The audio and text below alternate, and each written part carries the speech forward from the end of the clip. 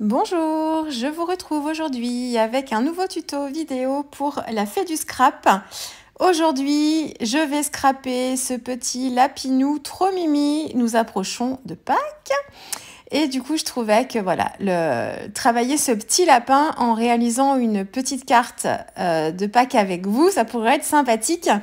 Alors, je vais travailler aussi, n'ayez pas peur, je vais travailler avec cette petite ribambelle d'œufs. C'est un tampon de la fée du scrap aussi, qui est d'une ancienne collection de l'année dernière, que vous pouvez toujours retrouver. Je vous mettrai les liens, comme d'habitude, de toute façon, dans l'article du blog. Et en fait, là, le tampon, il est vendu sur une seule bande. Et moi, là, j'en ai besoin, mais séparément.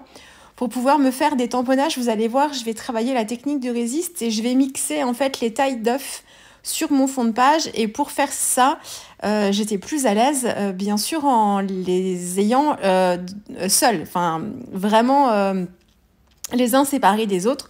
Donc il n'y a pas de souci, hein, on peut découper très facilement le caoutchouc. Il faut juste faire attention de ne pas découper le tampon, mais l'espacement entre chaque petit œuf était suffisant pour me permettre de découper et de récupérer mes œufs. Donc la chasse aux œufs est ouverte. Alors vous allez bien les chercher d'ailleurs parce que avec la poudre clear, vous ne voyez pas grand-chose.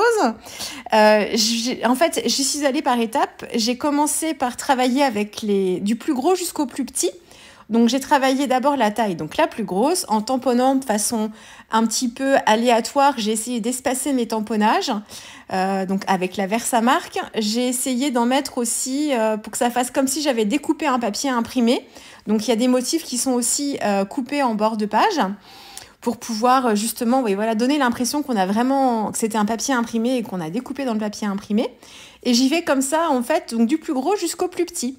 Donc j'espace bien mes gros œufs au début, donc j'essaye de les répartir en laissant de la place entre chaque. Et je viens comme ça avec la taille, donc le quatrième, le troisième et à la toute fin le tout petit pour lui trouver des petites places. Voilà, donc il faut essayer comment... C'est un peu aléatoire, mais il faut avoir une idée quand même. Il faut penser à laisser de la place pour tamponner les plus petits derrière aussi. Donc voilà, c'est un petit jeu de patience. Ça se fait relativement vite. Moi, j'y vais par étapes parce que j'ai toujours peur de mettre mes mains en fait dans la poudre ou que la Versamark ne sèche. Alors bon, on a du temps avant qu'elle ne sèche, hein. Mais j'aime bien y aller par étapes et du coup ça me permet de mieux repérer mes tamponnages une fois qu'ils sont embossés à chaud. Je les vois mieux et ça me permet d'ajuster après mes tamponnages à suivre. Donc je le fais par étapes. Les gros d'abord, je mets la poudre, je chauffe, j'attends un petit peu parce que votre poudre clear, enfin clear ou peu importe d'ailleurs, alors ça sèche très très vite, hein, mais si vous mettez votre main directement après avoir chauffé, c'est pas tout à fait sec, faut attendre 5 secondes presque et puis après ça va. Donc attention à ça. Donc voilà, donc j'y suis allée par étapes, j'ai séché au heat gun, je travaille sur toujours le même papier Weissen Créative. Le papier watercolor Florence en smooth white. Donc smooth parce que c'est un grain fin. White parce qu'il est vraiment bien blanc. Vous avez d'autres papiers de chez Weissen Creative qui sont blancs mais qui ne sont pas aussi blancs que celui-ci. C'est pour ça que c'est précisé white. Et il est assez épais, il fait 300 grammes. Donc du coup, le papier se tient bien quand on travaille des techniques humides. Donc voilà, donc j'ai embossé et là j'utilise un set de Magical. Je voulais un petit rose corail, quelque chose d'un peu chaud. Donc je suis partie sur le set d'Alexandra's Artist et là c'est la couleur, je l'ai gardé près de moi, Karin's Coral. Donc il y a des petites teintes de marron dedans. Ça brille un peu, c'est plus des petites paillettes gold plutôt que dorées. Et voilà, donc j'ai saupoudré. Alors moi, je me suis servie d'une gel presse que j'ai, là, vous voyez. C'est une gel presse que j'ai. J'ai un côté où je travaille les acryliques et un côté où je travaille mes techniques humides. Pourquoi ? Parce que ça m'évite de devoir... d'avoir une gel presse avec de l'acrylique alors que je veux travailler des techniques humides dessus parce que du coup, quand j'ai de l'acrylique à certains endroits qui me restent de précédents fonds, je vais pas avoir je vais avoir des zones en fait où ce sera pas vraiment la gel presse, ce sera l'acrylique qui sera dessus. Et ça, enfin, j'aime pas. Je préfère avoir une surface bien nette. Donc c'est pour ça que j'ai un côté où je travaille les acryliques, comme ça il me reste toujours des vieux fonds, et voilà. Et un autre côté où j'ai que mes techniques humides. Quand on utilise les néocolores sur la gel press, ne vous inquiétez pas, ça a tendance à teinter la gel press. Donc moi j'avais utilisé mes néocolores pour ma carte précédente avec la petite libellule. Et donc j'avais utilisé des néocolores bleus et ma gel press est teintée de bleu. Mais j'ai bien vérifié, en fait, j'ai pchité de l'eau avant d'utiliser mes petites poudres. J'ai passé un papier blanc dessus pour vérifier que je n'avais pas de couleur. Et en fait, mon papier est resté blanc.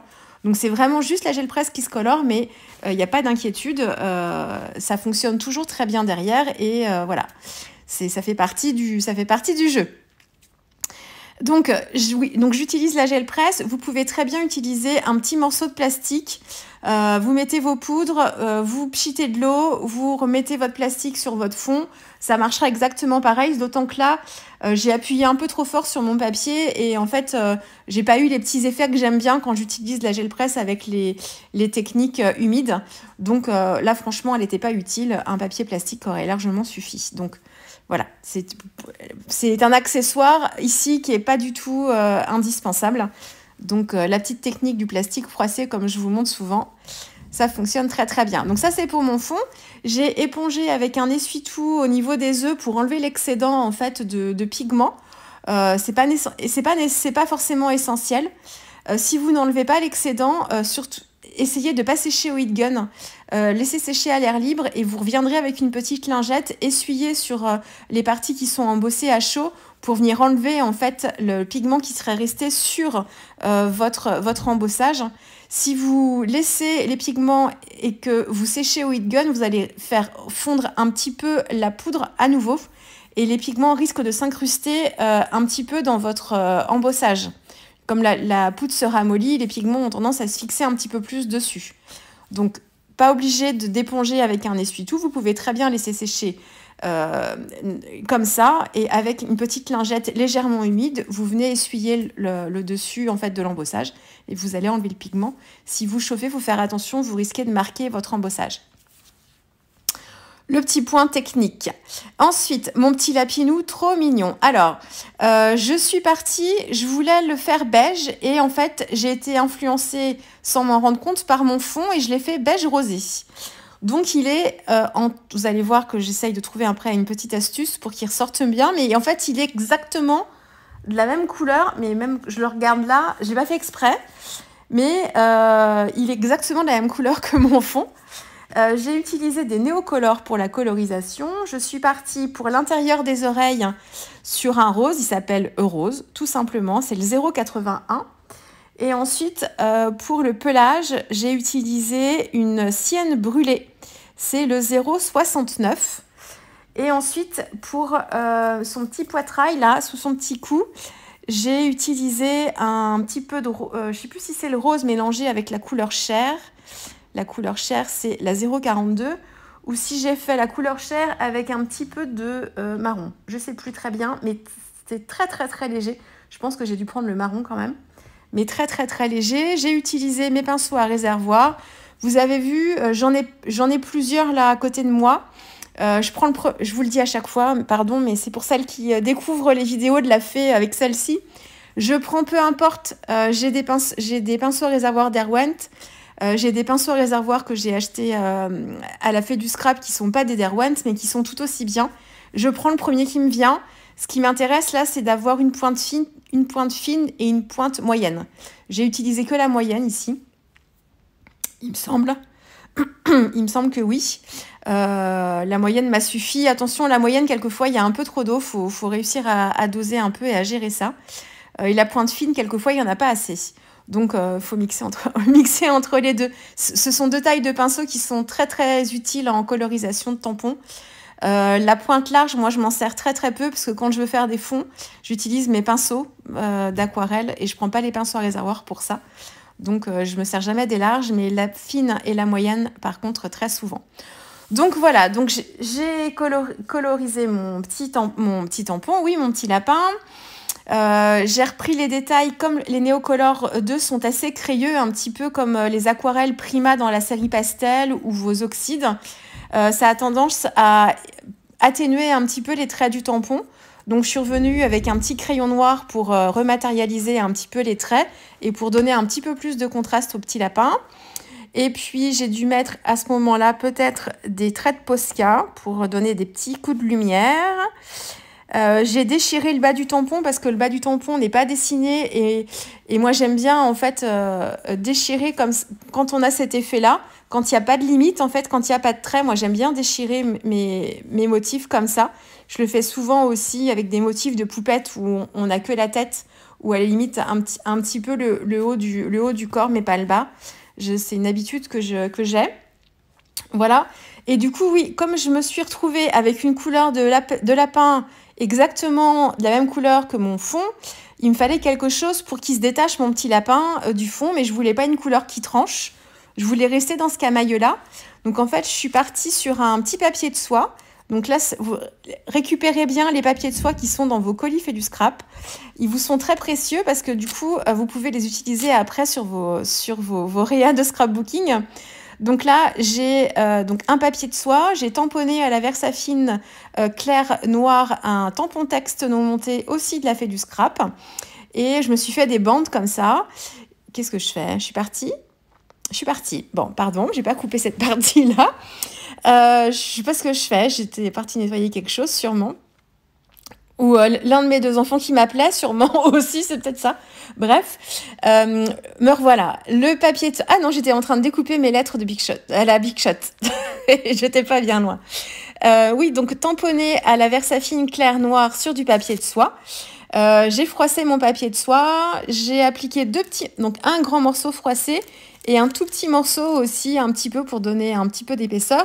Et du coup, ça me permet de faire ressortir mon petit lapin sans forcément cacher mon fond de carte non plus. Et il y a une transparence qui est toute légère. Il y a un petit côté... Je préfère utiliser quelquefois, enfin même souvent, le papier de soie plutôt que le calque. Le calque, quelquefois, c'est pour moi trop rigide dans ce genre de composition et je préfère largement le papier de soie. Et j'aurais pu utiliser de la gaze aussi, mais je l'avais déjà utilisé sur ma carte avec la libellule, alors j'ai voulu changer pour vous montrer autre chose. Je voulais pas faire tout à fait pareil.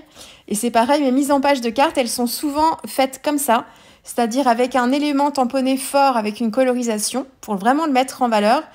Assez central aussi, c'est souvent comme ça dans mes cartes, vous avez remarqué sûrement. Et ensuite, j'ai plus un travail de fond après, et puis j'ai mon petit titre. Ici, le titre, c'est un die alphabet de la Fée du Scrap, découpé dans le même papier blanc Weissen Créative. Et je lui ai rien mis de plus. Je voulais juste casser un petit peu la couleur trop ton sur ton. Donc, j'ai rajouté un petit peu de blanc. Et j'ai rajouté des gouttes de Posca blanc aussi, alors, il y en a un petit peu sur le fond, mais principalement sur le papier de soie, pour apporter des petites zones de lumière encore et éclairer un petit peu plus ma scène. Et puis, j'ai mis du fil blanc aussi. Voilà, il est trop mignon, ce petit lapin. Du fil blanc aussi en dessous. On a l'impression qu'il est presque vivant, qu'il va venir nous faire un petit câlin, là. Du fil blanc aussi sous le lapin pour apporter un petit peu de texture et un petit peu de matière. Et puis, je crois que j'ai fait le tour de ce que je voulais vous dire. Oui, je crois que c'est tout. Voilà. Sur ce, je vais vous souhaiter de joyeuses Pâques. Le week-end de Pâques approchant à grands pas. Bonne chasse aux œufs de votre côté, aux poulettes et tout ça. J'espère qu'on aura beau temps pour pouvoir aller chercher les œufs dans le jardin. Et puis, je vous dis à très vite avec une prochaine vidéo. Au revoir.